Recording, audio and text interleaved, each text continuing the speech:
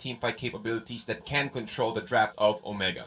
If you missed Omega's last game, and you're probably wondering where the heck Heath is, that's because Omega are trying some new things. They're putting Toshi, or excuse me, they put Hayes in the position 5 role, while Curtizi is going to the position 4 role. So that's going to be the mid-mage support on Curtizi. Usually we see him in the gold lane, or the non-turtle lane. Meanwhile, Hayes we usually see in the position that Kurt filled up. But now we're seeing LPE trying to disrupt the members of Omega from farming away. Beamo's gonna get caught out here. He's gonna get bursted down. Is he still gonna stay alive? No, he's not. Asalina, Curtizi secures the kill, but this is gonna be another one coming up, getting them back. LPE aspect able to secure his kill there on the Curtizi Selena, but the fight is still ongoing. These two teams really playing aggressive from the start, as you mentioned. Good exchange for both teams here. Curtizi for BMO, but BMO again he doesn't need to to get, or at least to secure those kills. And also given the fact that Curtizi will be the one who's gonna get the arrow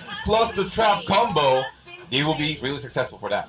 So that's already 2 down on the side of LPE, instantly giving more, a little bit of gold lead to Omega. And you're seeing the Cyclone Suite come into effect here between Ryota and Kenji. Ryota has to respect the ability kits here from Palma. There's a lot of mobility, but little by little, as the fight goes on, as we're seeing, Ryota is going to start feeling the damage of Kenji. Well, you can see the sustainability of Kenji here, again abusing the fact that his passive Bloodthirst will proc and he will get all of his missing HP, so he can just be static on that lane and control the farm of this Benedetta. But what I really love about LPE here is the response. Whenever they see an opportunity that someone is alone and there's a possibility for a kill, they will go for it, and they're not afraid of it, since the turtle will also respond here in the bottom lane. Control versus control, micro versus macro. Who's going to be able to take this turtle as Hayes is nearby to give the information? Kenji is going to try to back him up, but he goes down. Hayes goes down, and the turtle goes to the hands there of LPE. Abyssal get thrown by Curtizi and gets a stun onto the Grok. Grok takes a lot of damage, but the rest of Omega will not be able to push that forward.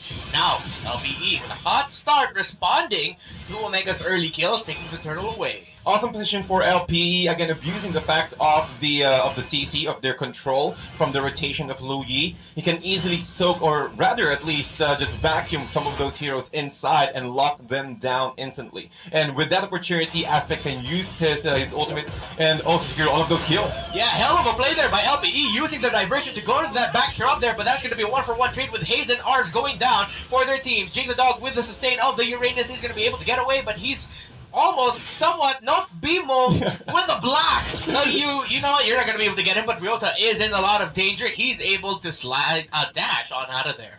Wow, a good positioning from that, again, that block from BMO, just preventing any kind of response from Omega. But look at the rotation here from Omega. It's just completely dominating the map of LPE. Now they have forced LPE to again make a reaction on the top lane instead of going to the bottom lane, because all 4 of the heroes of Omega are just occupying, trying to trap down Ryota and control his level.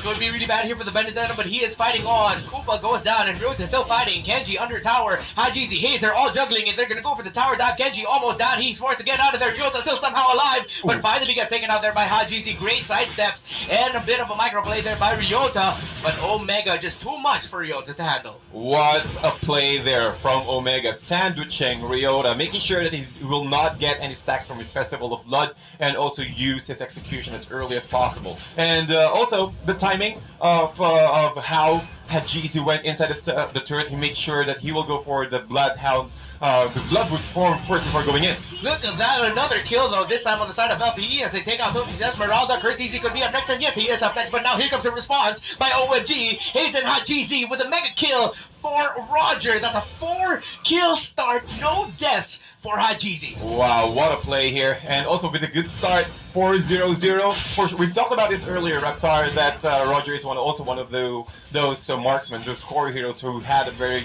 or if he's able to get a very good start, he can easily snowball all throughout the game. And as we can see with that response, LPE will try to go for the turtle. They saw that Jake the Dog also can provide information that Hayes and Curtizi is way too far. And they'll be really successful getting this first turtle. Another turtle going into the hands of LPE as Kenji going up against Ryota and Aspect, forced to use a flicker to get back. Top lane turret gets destroyed by Roger on the other part of the map as Toshi and Jake the Dog are dueling it out with BMO nearby, getting chased by the dog. and OMG have information. They're trying to force back BMO. Sidestep the Abyssal Afro. Really close there on the BMO, but someone's gonna get trapped. And nope, that is the turret getting broken down by OMG. Here comes Jake the Dog with the response, going for the chase, giving the information. LPE is just doing what they need to do, which is know where Hayes and Curtisi are. Because they're the ones who can give a lot of surprise. They give a lot of surprise factor in the lineup, but for OMG. But now LPE, they're pushing forward. They keep going. They're not stopping.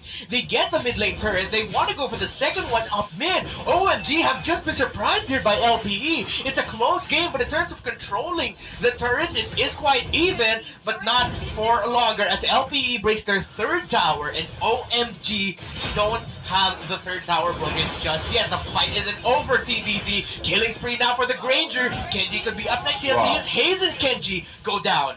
Oh, LPE with their positioning. Jake the Dog and Ryota just zoning people out, while LPE is also destroyed. They have destroyed 2 towers in less than a minute. That's how strong, that's how confident LPE is right now. And they're not done yet. They're also going for another second turret here in the bottom lane. So, yeah, really quite aggressive play here for BMO. They understood that, okay, OMG needs to get his farm. We need to shut down their timing. Jeezy, yes, he does have the 400 KDA, but he can't do anything about it. If he decided to go inside of the box of LPE, they will be heavily punished by the rotation and the dispersion combo of ARBs, and they don't want to risk that. They understand that Aspect already had his item, and they can be easily bursted. Jeezy picked up the Windtalker and picks up a lot of damage. Did Hayes from the low E rotation dispersion combination. But now here comes the rest of Omega chasing after Ryota. He uses that like the final blow, but he gets stunned. The stun coming in just in time for Omega to secure the kill there onto Ryota. But that's the last turtle of the game now secured there by LPE. Toshi's going to take a lot of damage, and I think it's safe to say Toshi has been taken out of the equation here for Omega, as LPE have just pressured this Esmeralda, forcing Toshi to go back. Haji and Curtisi are nearby. Let's see if they're going to force the equation. That's going to be stuns to JTD, but the Cyclone Eye, he gets to fly away. Oh my, LPE. Guys, look at the timer. 7 minutes in, and almost 1 outer turret left for OMG. This is how fast LPE is right now. Look at the adjustments from the previous series. It really shows, and also when it comes to draft, they really capitalize on their objective. They're making use of their draft in its full potential. Jake the Dog now taking a lot of damage. He's getting disrupted by Kenji's Bombman. Aspect and Ryota, BMO, they're going after the purple buff here. Arms is going to be going to the back line, but he gets stunned. He eats up all the damage that OMG wants to throw. Unstoppable now is Hajizi. Let's see if he'll continue this. He'll be forced to go back. BMO, Ryota, with the flicker and the ultimate. He gets the knockup and secures, or helps secure, the double kill for LPE. BMO, man, oh man, showing up for LPE. The wild charge plus the flicker combo really messed up the position of OMG here, and look at how aggressive Jake the Dog is. He understands that, yeah, I'm really tanky, I can go inside and zone you out. That's the play of LPE right now. But I really want to go back to BMO here. His main role is to remove all of the traps from Selena and from the Popple and Koopa, and now that all the traps have been removed, they can easily go in and play really much aggressively than before. Yeah, this instant replay is brought to you by Oppo A94. Experience gaming at full speed with Oppo A94. Get yours now for only $13,999. Let's break it down what happened here. Going back, Arvs using the diversion to go back, but the response by OMG was just, well, OMG was really aggressive, but man, that's a highlight reel play right there by BMO. Wow, BMO. Playing as the tank, but he's playing like a core as well. He's really aggressive. He's really confident that the rest of his team will back him up just in case that he will go low. But as you can see, he's just checking all the brushes, removing all the traps from both Selena and Popple and Koopa, so there's no information. Information denied for OMG. You see the experience of BMO shining here. Some of you may not know him, but he is a veteran himself. As veteran moves are being made here, the orange side buff of OMG as Kenji gets bursted down again. The wild charge coming into effect, and that's going to be the Guardian's back blocking off Hayes and Curtisi. They can just stand by and watch. Look at BMO just eating everything. He doesn't matter, or he doesn't care right now. He will tank it up. He will eat up all the damage, because that is providing space for LPE to take the Lord. Oh my goodness. BMO and Jake the Dog is on a roll right now. He's even he's just standing there, Yeah. just behind the Guardian's barrier. Is just really confident. And look at this. They're giving space for the core heroes to get their items up. And also giving the opportunity for them to take the Lord. So for the next 2